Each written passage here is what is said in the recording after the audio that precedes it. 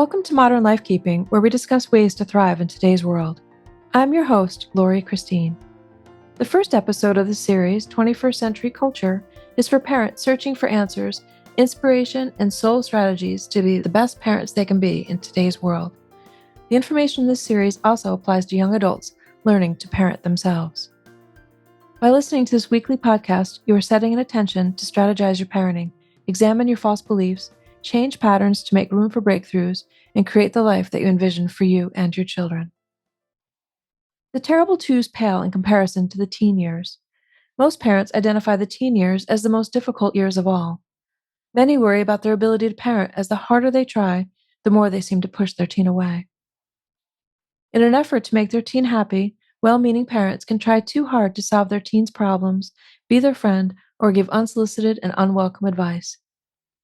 Then there are the parents who seem to be able to make their teens' actions, attitudes, behaviors, and inactions about themselves. Parents are not purposely trying to alienate their teen. They likely just don't have the parenting skills to know how to handle the inevitable hormonal changes, the societal pressures, and the ensuing emotional ups and downs of 21st century teens.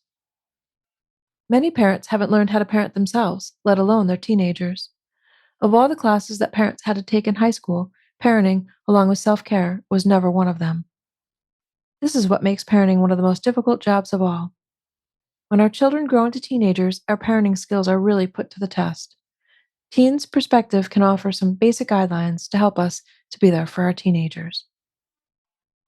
One thing teenagers wish parents understood is that their attitude and behavior is about them, not you. You don't have to take their attitude and behavior so personally. It's not about you. Don't take it so personally. Having cared for our children since the second they were born, it is difficult for parents when our children transition into adolescence. By the time our children reach the age of 12, a lot of parenting is done. We can step back a little and let them wander on their own journey. As responsible parents, we have taught them the basics of life, how to be safe, and how to be responsible in society. So the next time your teen seems upset or is not in the mood to talk with you, instead of taking it personally, give them space. Let them know you are there for them if they want to talk, but don't be upset when they don't tell you what is on their mind.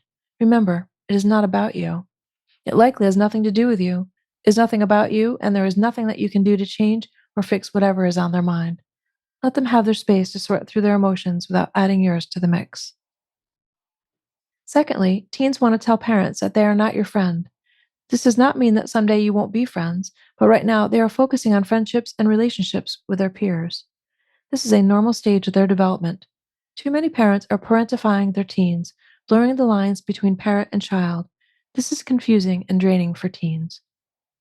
Teens need a boundary that exists between you and them. They don't want to hear about your family, financial, friend, and work problems. This is stressful for them. Besides, they don't have the experience or knowledge to process this type of information. Talk to your adult friends about these adult topics. Allow your teens to talk with their friends about, well, whatever teens talk about. When there are no boundaries in your relationship, teens don't feel safe. They want to know that you are their parent and will be there for them if they need you to be. It is not their responsibility to be there for you. Teens do not want to talk about school, their friends, chores, or their future with you. Once in a while, these conversations are appropriate, but generally speaking, they want you to show a genuine interest in what they are interested in. They don't want an interrogation about their personal life.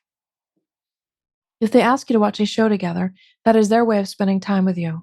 Watch the show together, whether it is something that interests you or not. If they tell you about their friends, just listen. Do not offer your opinion or judgment. The more it seems like you are questioning the judgment of your teen, the more they withhold from you.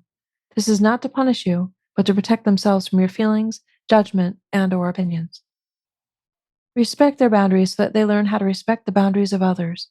Trust that if your teen wants your advice, they will ask you for it. Don't take it personally if they don't. Don't expect them to share all of their secrets with you, and don't read their diary or go through their personal things. Privacy is a real thing. Invading your teen's privacy is the opposite of trust. Teens have their own feelings and thoughts that they are working through that are separate from you. Trust and allow them to work through their feelings and thoughts on their own. Be available to them if they do need someone to listen. Thirdly, your teen wants you to know that they are going through a lot. This is not the 80s or 90s. It is the 21st century where social media leads the way. The pressure to fit in is immense and public. Social values are changing. Children are being killed at school. Teens are processing a lot more information than what we could ever have imagined. They may need to emotionally shut down at times, tune out, or slow their pace. These are ways they cope with stress. Support their natural instincts to take a break. Help your teen process information by actively listening and by asking a series of non invasive, non judgmental questions to help them express and reflect on the information they are processing. Parents can offer support and strategies for their teens to process the information, such as journaling, talking to a counselor at school, or just by sharing it with them or someone they trust. Parents can't solve the problems of their teens, nor should they try. Do not make it about a life lesson that you have learned and want to share with them. Do not offer them solutions. Teens need and desire the opportunity to learn from their own mistakes and to solve their own problems. It is a natural rite of passage and a great step towards their inevitable autonomy.